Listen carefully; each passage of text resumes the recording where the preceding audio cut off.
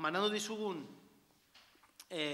horri horretan agertzen dira pasaren urtean inbertsio atalean agertzen ziren inbertsioak edo proiektuak, eta bertan ikusi dezakezue zelan guztira onartutako inbertsioen guztira 130% soilik ejekutatu dela.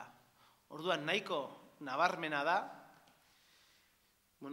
zenolako kudeaketa ez nahikoa egondan gobernu taldien partetik.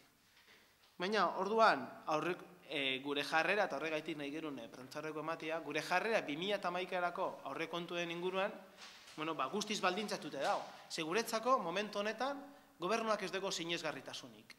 Onartzen dira proiektuak, gainera batzuk oposizioarekin adostutako proiektuak, baina euren kudeaketan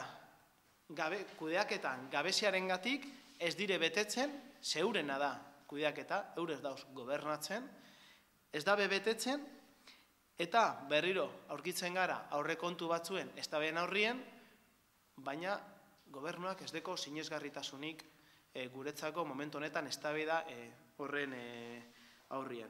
Horregaitik, lehenengo eta behin, agintaldia bukatzea ardoa, baina ondino ez da bukatu, geratzen die ondino 4 hilabete eta eskatzen diogu mesedez lanean jartzeko eta pendienten dauzen inbertsioek aurrera ateratzeko.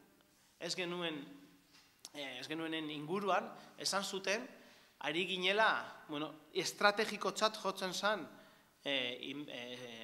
proiektu bat gelditzen. Urte bat baino gehiago pasatu denien permuta hori egin zenetik, ez dabie ejekutau ezebez. Hor ikusten duzuen, ejekuzioa, informazioa euskatu egunean, 0. Orduan, oso estrategikoa zena, permuta bat guztiz beharrezkoa zena, baina momentu honetan ejekutatu barik dauena. Beste alde batetik guretzako estrategikoa bai direnak Durangorako egoera ikusita, alde batetik da zerbitzu sozialak San Agustinen bateratzeko proiektua, eta hor be, bueltaka eta bueltaka gabiltza proiektu horregaz, eta hor ikusi dezakezue, naiz eta pasaren urtien proiektu egiteko partida bat zegoela ez dela ejekutau.